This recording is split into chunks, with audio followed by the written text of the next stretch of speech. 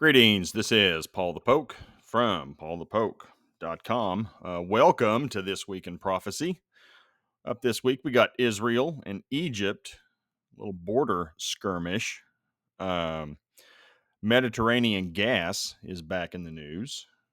Turkey's Recep Erdogan has been voted back in for 5 years. We got the BRICS crew down in South Africa, and this bunch is growing, and they are looking to form a alternative currency to the US dollar. And then God ? This comes from an article from The Hill. Does God exist? So trends within America, kind of the idea. But we'll get started with what took place yesterday morning on the Israeli-Egyptian border. 3 IDF soldiers were killed, and this is from Israel Defense Forces. 2 soldiers were killed by live fire adjacent to the Egyptian border, and the third during an exchange of fire with an assailant in the area of the Paran Regional Brigade. An IDF NCO was also lightly injured as well. Here's another tweet on this. This is the first one. The second one, the assailant is an Egyptian policeman. An investigation is being conducted in full cooperation with the Egyptian army. IDF soldiers continue searching the area to rule out the presence of any additional assailants. Now, this kind of broke out and initially came out as a terrorist attack.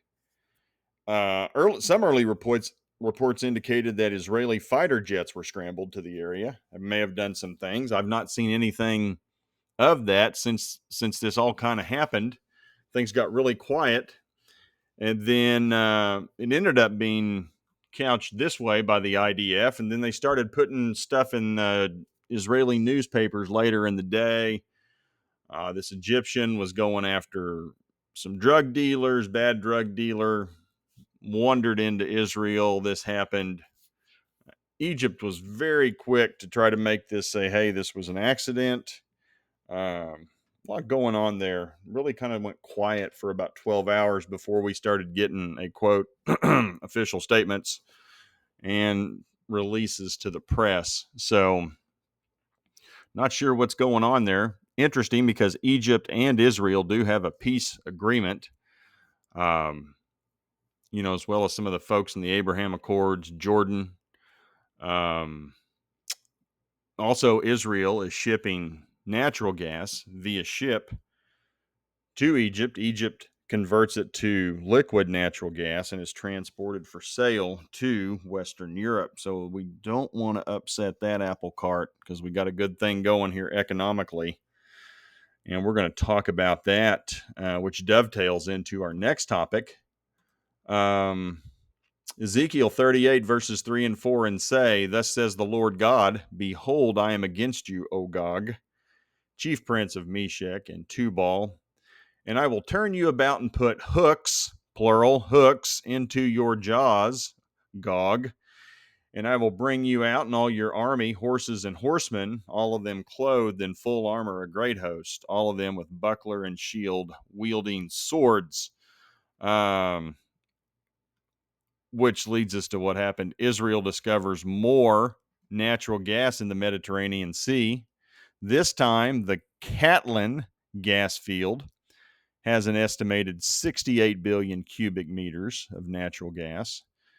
And when combining previous fields of gas, the Leviathan, Tamar, Karish, and Tanin gas fields, Israel has over 1,000 billion cubic meters of natural gas, or a trillion, I guess would be another way to look at that.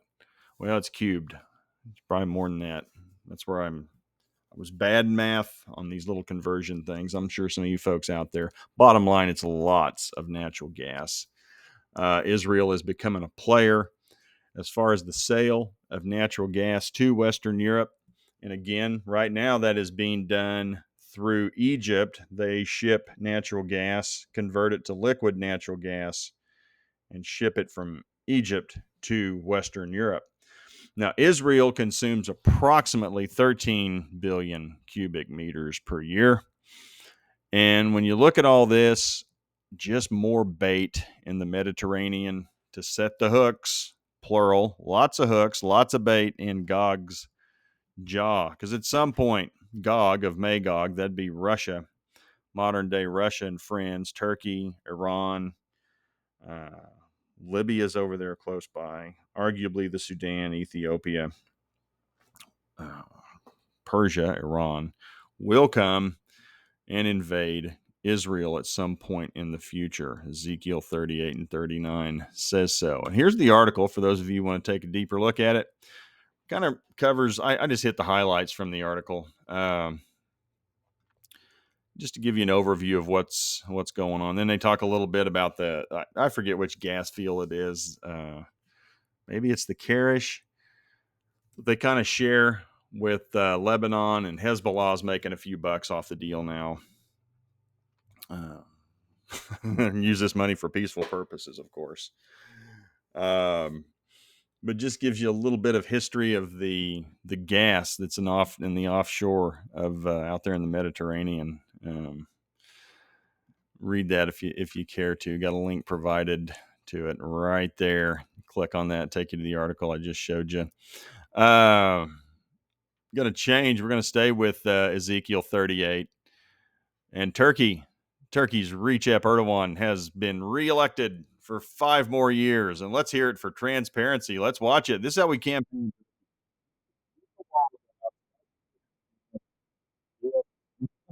It's all good. It's all above board. This is how we do it in Turkey.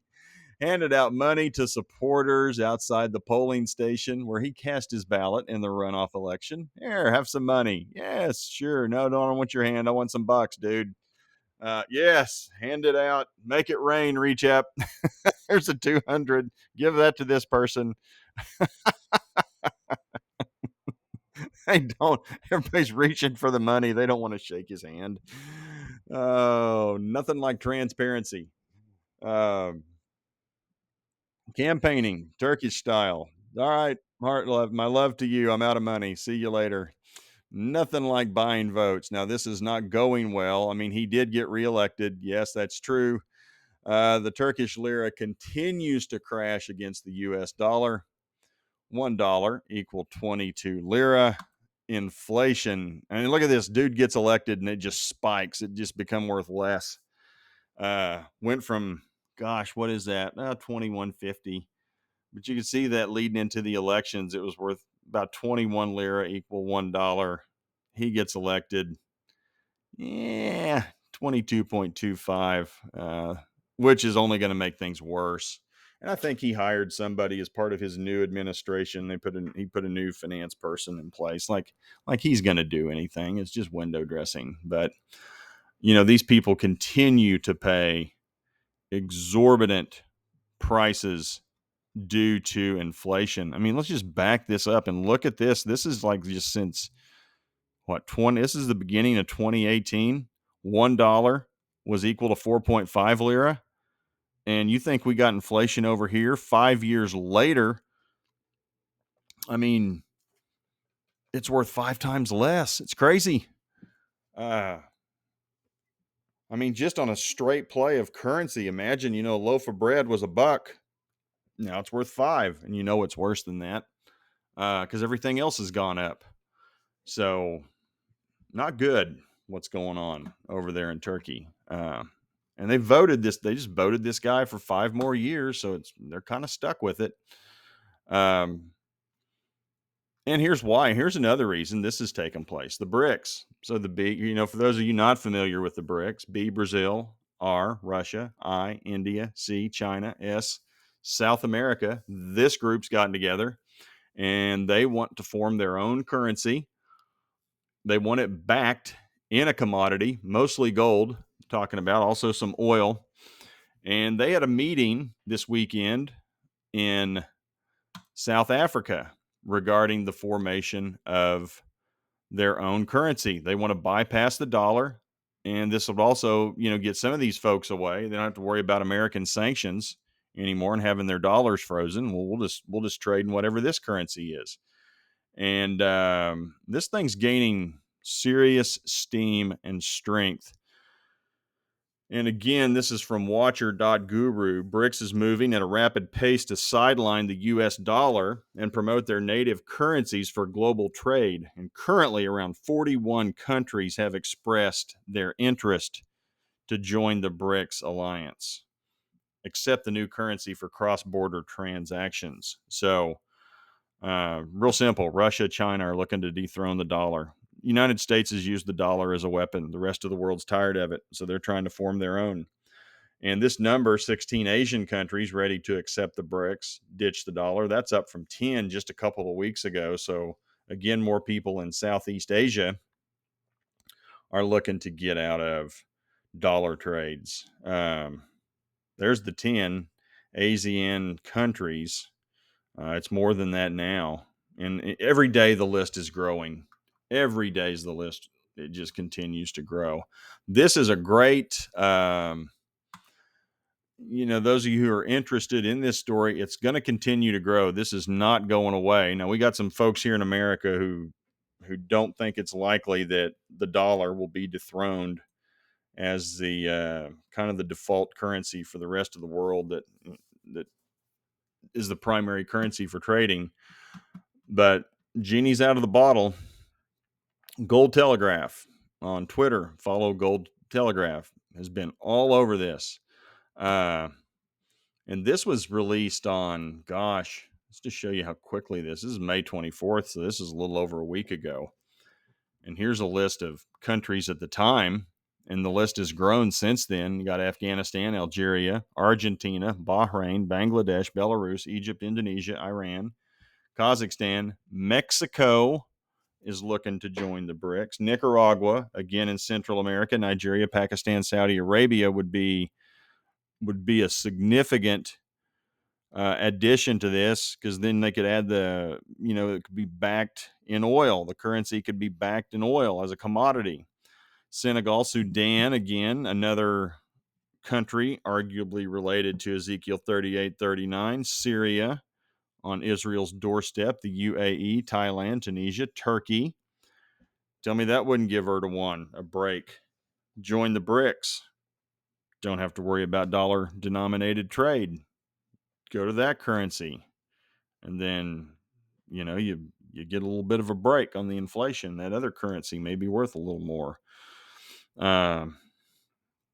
Uruguay, again, South America, Venezuela, Zimbabwe. So, and I think this is an accurate statement. The BRICS alliance is going to get much bigger. Saw some stuff in the news today. Have some countries in Europe, France leading the way, of looking to accept a BRICS currency for payment of commodities and trade.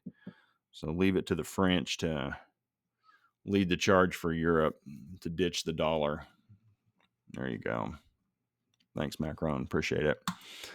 But again, we've kind of done some of this to ourselves. We've used the dollar as a weapon, and the world's tired of it. Genesis 1, we're going to close with this chapter 1, verse 1. In the beginning, God created the heavens and the earth. And the story from the Hill, this is, those of you not familiar with the Hill, many would say this is a moderately left or a mildly left-leaning publication, internet site, news site. They lean to the left, not full-blown liberalism, but they just lean to the left is the impression people have of the Hill. America is trending away from God. Here's the link. We'll go here. Now, although they claim to be just a little bit left of center, they're going to pull some research from the University of Chicago Research Organization. Hardly a left-center, leaning left of center publication or group. They like their lefty stuff over there at the University of Chicago. That's fine. Is what it is. No big deal. I know people who've gone there. Nice people, but they're very liberal. It's not a conservative think tank. It is what it is. And they're just looking at trends in American religion. And the trends are down. Not quite 50% of Americans say they have no doubt about the existence of God. And this is from a survey taken last year. As recently as 2008, the share topped at 60%, so a 10% decline. 34% of Americans never go to church, highest figure in the last 5 decades. And I would agree with that. COVID just wrecked church, just wrecked churches across the country. And they haven't come back by and large. 7% of the people do not believe in God, which is up, I think, from 3 from once upon a time. I like this quote: "Belief is very stubborn in America today." I don't know what he means by that. I'd like to see the tone, the context. Interesting statement. But you can see the decline of Americans' belief in God going back to 1985, 1990. So early to mid 90s, as high as 65%. Well, that's now down, 20, 30 years later to 50%. And again, church attendance, belief in God declined during the pandemic. Clearly, no doubt about that. And there's your 3% atheists or have no religious affiliation from the 50s. Let's see what else. Backbone of faith, mainline Protestantism, the backbone of faith in many American communities is collapsing. Well, I understand that too. We got churches closing their doors all over the place. But it's an interesting article as far as trends in faith, belief. The line of questioning would probably be interesting, and it was done by University of Chicago. But you look at a lot of this data, it doesn't matter really who's doing it. This was reviewed today at one of our church services. And I know that wasn't quoting a University of Chicago study. One thing, that was brought out in church today, people are seeking relationships and people are spiritual. And I think that's pretty fair. It's like, that's one thing some of these folks on the left don't understand. We are created to worship, whether they want to believe that or not. But if you take that out, something is going to take its place, whether it's science, human secular thought, other religions, if you will. But we're going to believe something. I mean, we're just made that way. Is what it is. But people are turning away from God of the Bible. I think we can see that in our culture. Lawlessness is on the rise. Just social decay, just decency, kindness, and being nice to other people. You just don't see it. I mean, turn on the TV. I mean, people are getting murdered. People just beating the hell out of others just for no good reason. What was it? Somebody was shot last night in a local area. Simple traffic accident. Guy got out. They were just going to share insurance verification, and the guy that caused the crash shot the guy just for asking about it. It's like, okay, killed him. Crazy. And it's everywhere. Just watch the lawlessness that's on display on a daily basis. It's getting worse. But at any rate, if you do want to check out the data on does God exist, check out this link here from thehill.com. So that's all we got for this week in prophecy. Frankly, compared to some of the previous things, a rather quiet week. And I say that relatively tongue in cheek. They're still fighting in Russia and Ukraine. We still have little border skirmishes going on all over the planet. Fighting in general continues. It hasn't slowed. War. There will be wars and rumors of wars. That's increasing. I mean, these are still big ticket items, things that we're talking about, but there's just not the frequency of it. We're catching like a little bit of a breather. So we will go through the rest of the summer and update accordingly. Appreciate y'all taking the time to follow along at PaulthePoke.com. Please feel free to share with others. If you are not a subscriber, like to be a subscriber, type in your email address here, hit subscribe. We'll give you a notification every time we put something out. People are following along here, YouTube, all kinds of different places. Gosh, we're closing in on, I don't know, 5,000-6,000 subscribers across all these different platforms. So appreciate all you guys following along. Much appreciated. Please feel free to share with others. Get the word out. Time's running short. Jesus is coming back. Talk to y'all later. Bye.